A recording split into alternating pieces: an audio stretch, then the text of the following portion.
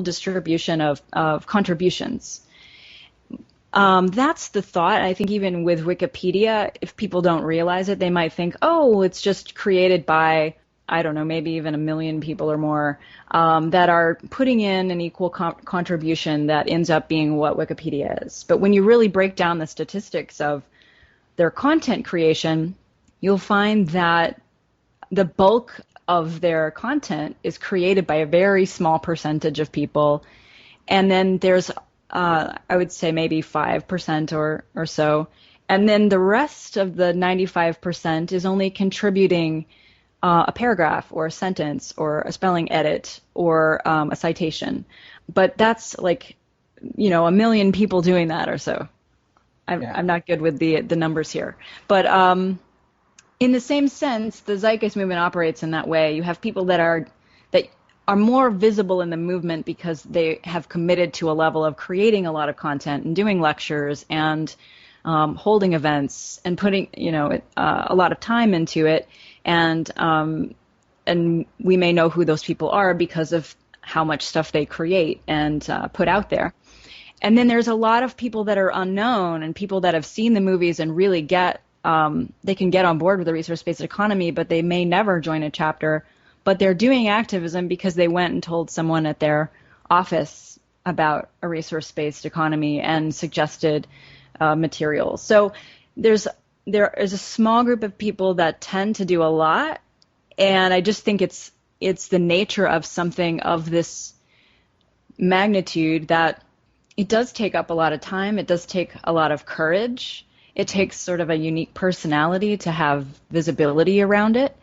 And then there are a lot of other people that are at a different level of activism. Some of them are doing active activism, and some of them are doing more passive activism. They may be leaving media festival postcards at their local bookstore or something like that to help out. Or they may just put up a link on their social media profile to have people review the information. Whereas other people are coming together and strategizing for street activism and tabling and Z-Days and media festivals and trying to get press releases out and things like that. So there's a whole gamut of what would be considered activism. There's official chapters that are very much connected to the network that is our communication network for the movement. But then outside of that, there's lots of unofficial. There's just people that support the ideas. And because we're not a club, I would include them in the movement too. I mean, they're just supporting ideas, which is really what it's about. So it's a very unique entity. Yeah, it's. I mean, I kind of liken it to the idea of a chess game, because with all the chess pieces that you have, I mean, sure, there's like a whole row of pawns, but half of the pieces that you use are all different kinds of pieces. And there's, I mean, this was one of the things that came up in discussion when I was talking with Ben McLeish on one of the 4 podcasts that he was on with me, and because he said there are different levels of people who advocate this sort of thing. That there might be the megaphone activist, or the internet activist, or the guy who strikes up a conversation with someone at a bus stop, like I did this morning. I just out of nowhere, I started talking. Because I actually broached it by mentioning that there was a Scientology center in Brighton where I was, and from there it somehow it's almost serendipitous. Yeah, it's always serendipitous that it evolved onto the monetary system. Yeah, well, from Scientology to the monetary system is a pretty short jump, I think. Yeah. And from there, I was talking to him for about 20 minutes, and we were both exchanging information and insights, and then eventually I ended up giving him a leaflet and a DVD of Zeitgeist Moving Forward, and he actually after giving me a hug, he said, "You've actually made my day," and cool.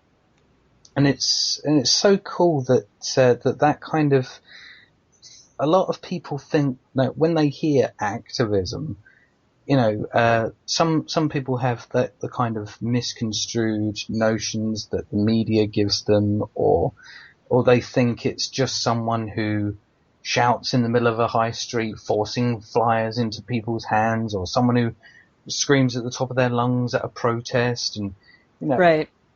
that's the sort of like narrow view that the media gives you of activists, and but when I mean, that's why I guess it's especially hard for someone like myself who tries on a regular basis to try and reason with people who are, you know, for lack of a better word, no offense to these people, they are, they could qualify as sheeple. And, Yeah. they, the vast majority of the time, they don't want to actually learn, they just want to argue. But I still try to reason with them, at least in the fundamental sense. Um, but they try to apply that straw man of, oh yeah, you're shouting absurdities into a megaphone on the street corner. I'm like, okay, there's all sorts of wrong things with what you just said. Yeah, I'm just gonna, can I break down what you said and try to help you understand why what you're saying is inaccurate? So, I try to ask people to like substantiate their claims, and then they just back off with, oh yeah, I'm bored now. I Yeah. I find a lot of people backing away from me when I actually hold their feet to the fire with reason, and Yeah. and there's that kind of activism. There's so many different levels, and the thing is, a game of chess cannot be won if all your pieces are just pawns.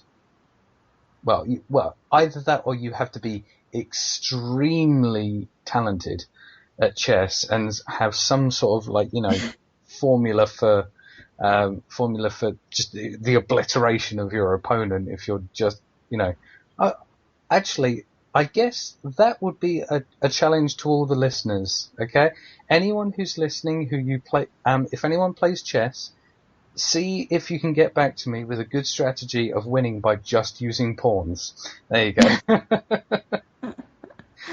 But no, yeah, it's like you said. There's loads of different approaches to activism, and I'd say that there's an approach for each situation.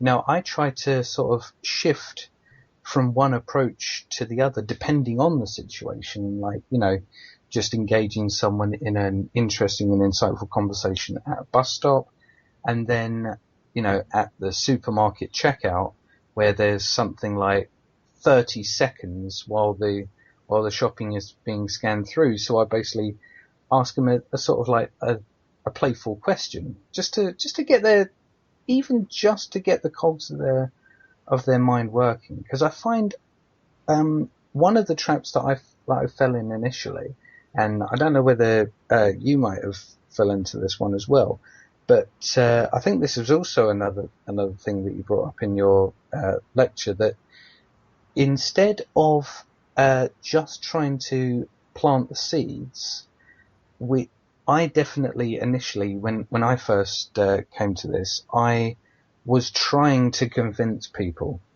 in, but instead I should have just been laying the seeds and now allowing them to grow in the other people, even though with some people they do need a bit of encouraging and, and a little more conversation. But initially I was just trying to convince people, and it's, yeah, I mean, I think it's possibly, I mean, do you think that might be a phase for a lot of people that they would have to go through in order to get to that other level where they realize, wait a minute, what I'm doing isn't effective.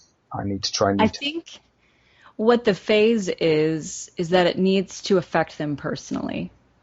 Yeah. The broken system needs to get to a point where it's so obvious in their own life that they can no longer support it and feel good about supporting it. And so they start looking for something to explain what's going wrong. If they lose their job and they can't feed their family anymore, when they had, done all of the right things as far as we're a great employee, You know, they pay their taxes. There are people that do all the steps that, if you to be the quote unquote model citizen, and they aren't getting ahead, and they feel like things are slipping out of their grasp and they don't have a control over their life. I think that's the moment where whatever seed you planted that they might have rejected or thought you were crazy for suddenly starts to ring true. Yeah. And yeah, it's I don't worry about if somebody rejects what I'm saying right off the bat, especially in the US, because I know that a lot of people have a false sort of sense of security, that things are okay or it's just a phase, that whatever their particular, and it could be a different issue for every different person. It could be the Mm. environment. I think economics is one of the more broader ones that people come to connect with, because it immediately affects your livelihood. But it could be health and not having access to good health care and realizing, why can't I, in this day and age, why am I not able to tackle this? Or why do I feel alone in trying to get healthier and there's not more available to me? Those kinds of things, that when you're in those situations, your entire life priorities shift. Mm. Life is no longer about um, getting getting a new car that you wanted, or um, getting the date that you can brag about, or when you have something happen to you, whether it's your health or your economic status or something that really causes you to give pause of the greater mechanism of society and your place in it and why it's not working and what you could do to improve, and you realize, wow, I don't really have a lot of options. I think people then are more open-minded. And Mm. it's why we have a lot of people in the movement that don't have access to a lot of resources. A lot of people wonder why we don't have more, I don't know, like commercials on television, or why we don't have more kind of PR campaigns going on. And it's like, you have to understand, this is a unique entity in that it's funded sort of out of the pockets of individuals. Anything that you see happen, somebody took their own personal money and put towards that. And we don't have a lot of deep pockets in the movement. We're kind of Mm. limited in that way. But what we do have is we have a lot of people who are vocal, online or through creative outlets. They're musicians, they're artists, and so we're using what we have to work with. Mm. Now, just quickly going back to the points you were making earlier about the notion of how people encounter this information and how it has to affect them personally. I'm definitely right on the money with you in terms of with each microcosm of each individual person.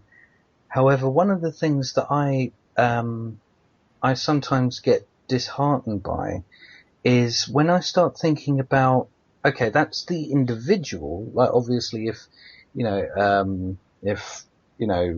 Richard over there loses his job, obviously he's going to get, a kick in the teeth, so to speak, and that might trigger up a sort of like response in him.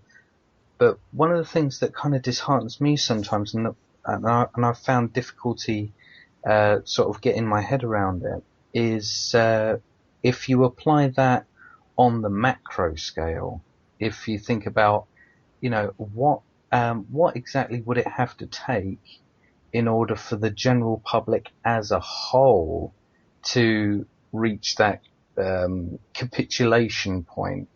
Because I mean, as from what I've seen and what I've experienced with speaking to people and gauging the kind of responses they would have to different things.